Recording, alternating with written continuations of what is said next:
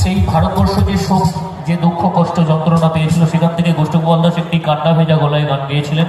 সেই গানটা করছি, করে আর একটি গান দুনিয়াটা নয় রে বেঈমান করে আজকে শেষ করব। সকলে ভালো থাকবেন। তো আসুন, ইন্দিরা গান্ধীর স্মরণে একটি সুন্দর গান সকলে বসে বসে শুনো। এইগুলো হচ্ছে আমাদের সংস্কৃতি, এগুলো মনে রাখতে হবে, আমাদের দেশের ঐতিহ্য। চলুন, গোষ্ঠগোপাল দাস।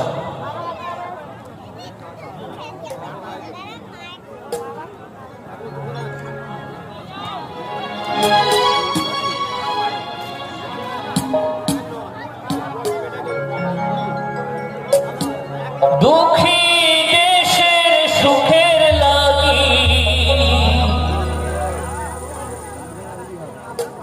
শপথ নিলেন যিনি,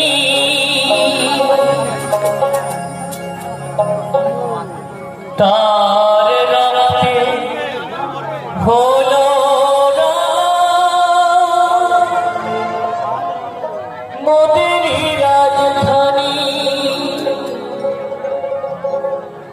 দুঃখী জাতির মনের ব্যথা কেউ বুঝিবে